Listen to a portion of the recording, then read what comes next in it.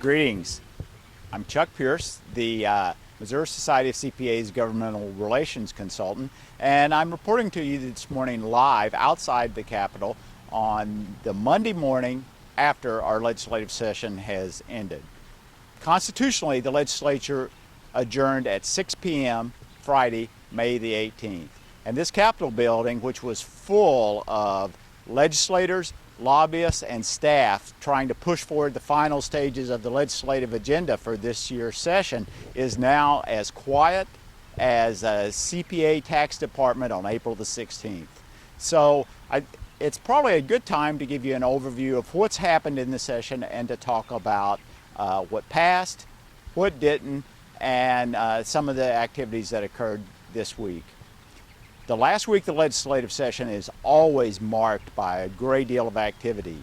The sessions go late at night, past midnight on some nights, as legislators scramble to get legislation poised to pass within the last 2 days of the session. It was no different this year, with the House going past midnight one night and as late as 11 another.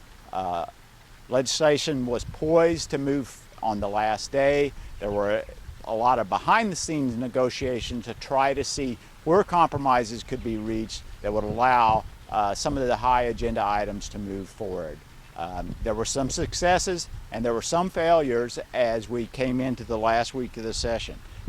Despite all the efforts, legislators between the House and the Senate were not able to work out all of the key compromises necessary to advance some very important legislation.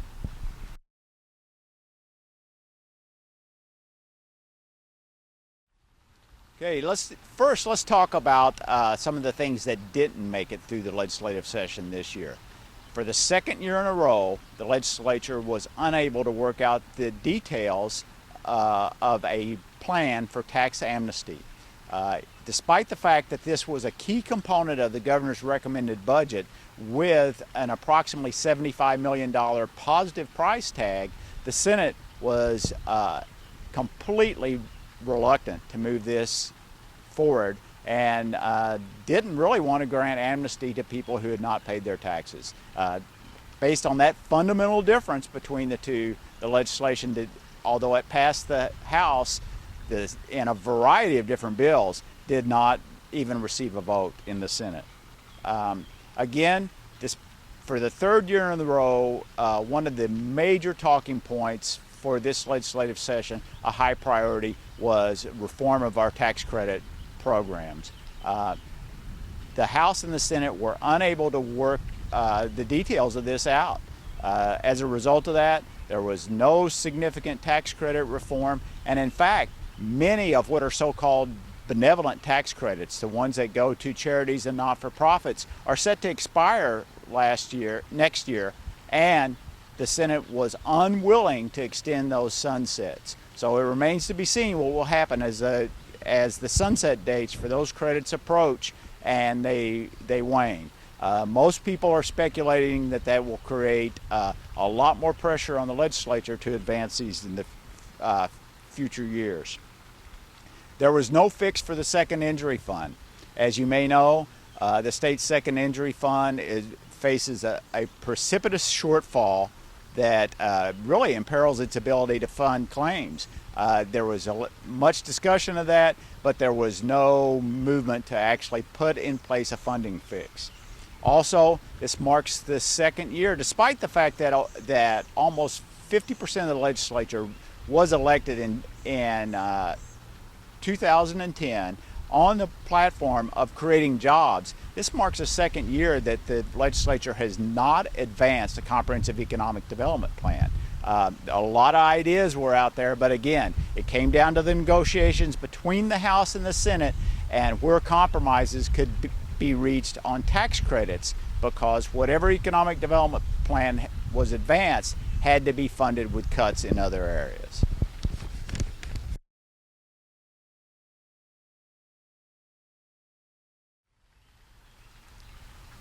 Despite not being able to work out the details on some very high-profile pieces of legislation, the legislature was successful in passing things that were of particular interest to us as CPAs and our clients out there.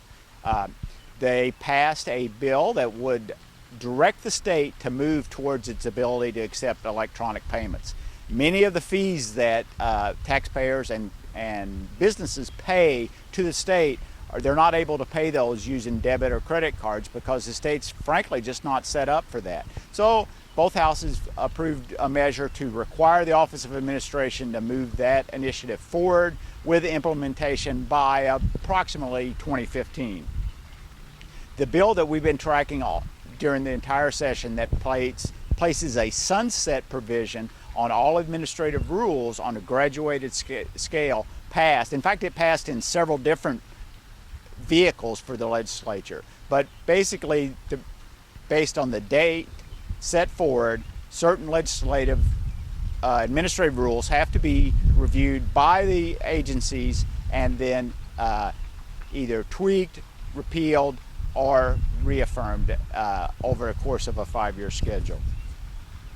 Our member, State Representative Didnt Hoskins, CPA, was successful in passing, in essence, a fix to the tax deduction for small business that he passed successfully last session. After passing that bill, the Department of Revenue deemed that it only applied to C corporations. Since it's designed to be a deduction for small businesses 50 and under who hire new employees, that made that virtually a worthless deduction. There are very few businesses that qualified. Representative Hoskins worked tirelessly throughout the session and got a comprehensive deduction in place for all small businesses, and it passed at 4 o'clock on the last day of the session. So that's a success for Representative Hoskins and for our members and their clients as well. There was one fix to the disability tax credit. You know, when I talked about a whole host of credits that will expire in the next 2 years, there was one specialized fix for residential treatment credits that passed on the last day of the session. On a lighter note, the legislature was successful this year in passing a measure that would allow you to put your cell phone on the no-call list. So that's been a much supported publicly measure, and again, that passed in the next to the last day of this session. With some amount of high drama, another measure that we have tracked closely was the Missouri Auto Dealers Association attempt to reverse a Supreme Court decision that said that local sales tax does not apply to vehicles purchases out of state. This puts Missouri auto dealers at a huge competitive disadvantage. That was successfully passed at the end of the session. However, almost immediately the governor, in an unprecedented move, indicated that he would likely veto that measure. Typically, the governor does not announce his intent to veto or not veto a measure until it reaches his desk. So there was some scrambling to see if a compromise could be worked out. That wasn't possible, so the measure as passed will go on to the governor, and we'll just have to wait and see what actually happens with that. While the legislature wanted to take on comprehensive work comp reform, they were unable to reach a consensus on that. They passed a bill, sent it to the governor early in the session, which he vetoed. They came back, worked on a compromise measure. At the end of the session, they were able to pass a slight tweak to the legislation that was deemed acceptable to the governor's office, that basically the most significant component of it is it addresses what's known as co-employee liability in workers' comp, where one employee sues another employee over an accident and tighten the measure for that. So while a lot of high-profile measures were not passed, there was a lot of nuts and bolts, good tweaks to sales tax law, income tax law, and some other measures that should be of benefit to our members and their clients.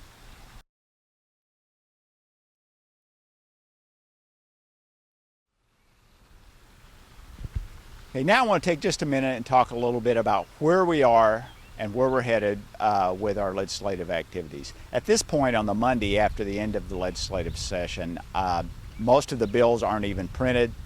There's a tremendous amount of activity to amend bills and tack things on at the last minute. I'll spend the next week or so reviewing the printed legislation so that I can make a final determination of what passed, what didn't, and actually what bill it's in. And then I'll send an additional legislative update out to those of you who received this that gives a lot more detail about bill numbers and what the status of those are. Additionally, I plan a similar but more in-depth article for the July issue of the Asset, as well as giving an update at the annual meeting at the Lake of the Ozarks. The next big legislative activity will be in September for the veto session.